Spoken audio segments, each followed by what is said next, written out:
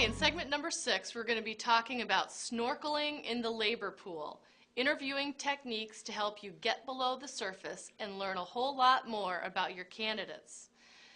Interviewing is one of the parts of the hiring process that many people have a hard time with. Nobody's born knowing how to conduct an excellent interview. And so let me just give you a few techniques and tips that I've learned along the way that really help you understand if the candidate sitting in front of you is your ideal superstar.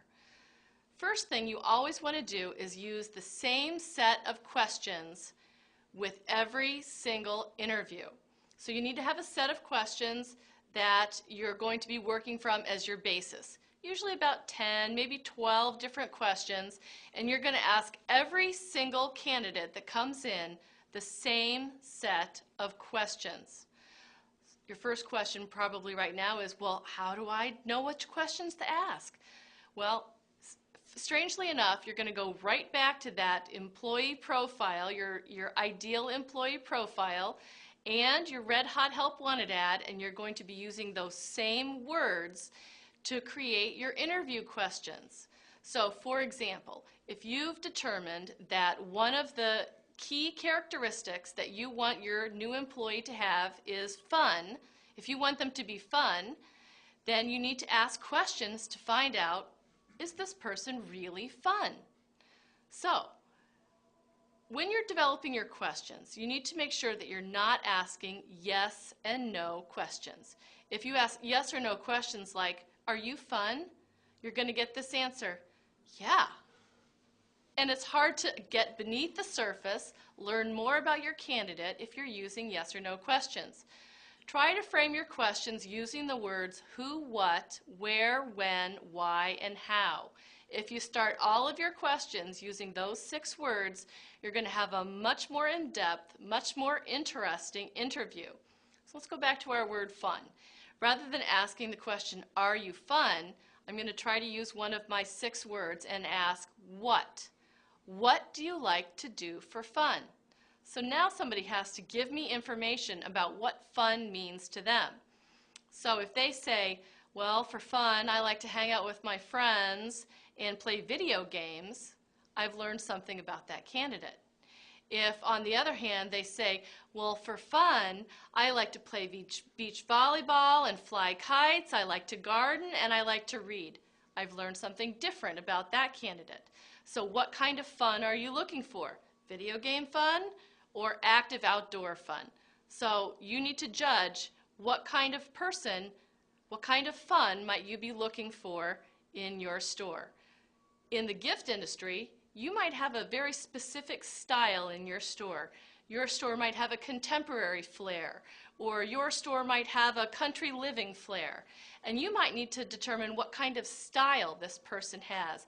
What's their natural inclination? How do they normally go about putting merchandise together or items together in their own home?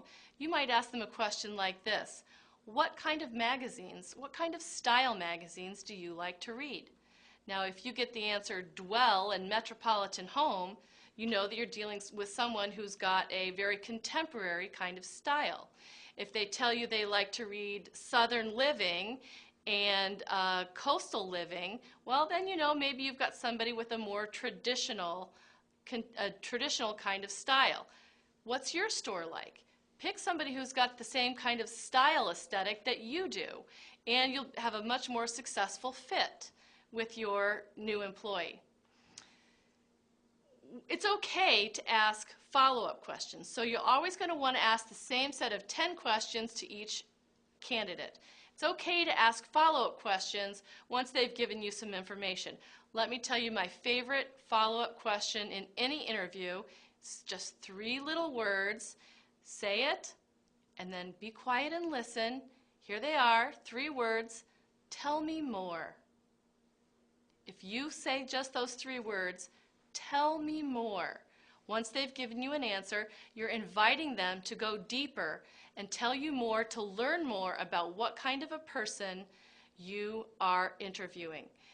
Make sure you're making notes during the interview on each question, and after the interview, read through your notes, make some final assessments, And make sure you note that down on the interview form, because once you're interviewing lots of people, it may be easy to forget which person loved to read Metropolitan Home and which person preferred Southern Living. So make your notes, and at the end of all of your interviews, you're going to have to make the decision about which person you actually want to hire to work in your store with you. Let me caution you to be very careful about making that final hiring decision. In a small company, in a small store, every single employee that works in your store is going to affect the culture of your store, the service level of your store, and affect how your customers perceive your store. Do not hire and hope. Make a wise, careful hiring decision, and you have taken the first step in creating a WhizBang staff.